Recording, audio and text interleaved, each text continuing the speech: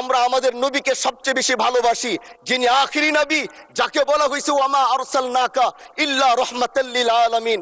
আমরা বারবার দেখছি কিছুদিন পর পর কারা যেন কিভাবে এসে আল্লাহ নবীর শানে কটূক্তি করে, নবীকে নিয়ে অশ্লীল ভাষায় গালিগালাজ করে, নবীর শানে কটূক্তি করে। এই আন্দোলন, এই সংগ্রাম করতে গিয়ে আপনিও মাননীয় স্পিকার দেখেছেন, রাস্তাঘাটে আন্দোলন করতে গিয়ে কত মানুষ মৃত্যুবরণ করেছে। যদি একবার বাংলাদেশের আইনে, কারণ মুসলমান যদি আমাদের বাংলাদেশের পার্সেন্টেজ অনুযায়ী আমাদের অবশ্যই মুসলমানদের সংখ্যা এই দেশে অনেক বেশি। আমরা তো অন্য কিছু চাচ্ছি না। এই দেশের মানুষ নামাজ না পড়লেও যদি কেউ নবীকে কটূক্তি করে তার কলিজা ছিঁড়ে যায়, সে রাজপথে নেমে যায়।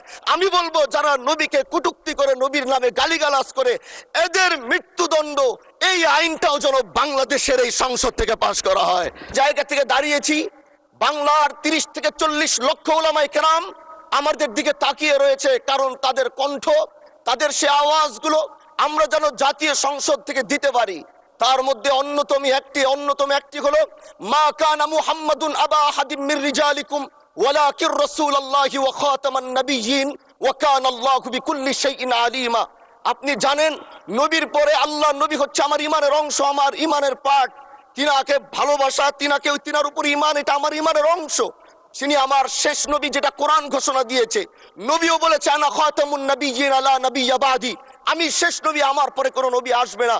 কিন্তু মাননীয় স্পিকার, দুঃখের সাথে বলতে হয়, বাংলাদেশের এরকম একটি পার্ট রয়েছে, যেই পার্টের এক অংশ মানুষ তারা নবীকে অস্বীকার করে, তারা মুসলমান দাবি করে। এবং এই বিষয়ে অনেকেরই ধারণা আছে, তারা জানে এই আন্দোলন করতে গিয়ে অনেক মুসলমানকে রাস্তায় শহীদ হতে হয়েছে, আন্দোলন করতে হয়েছে। স্বাধীনতার পর থেকে আজও সে আন্দোলন চলছে, কিন্তু আজও পর্যন্ত সেটা পাইনি। আমি মাননীয় প্রধানমন্ত্রীকে বলবো, আপনি বাংলাদেশে একটি ইতিহাস রচনা করে যাবেন।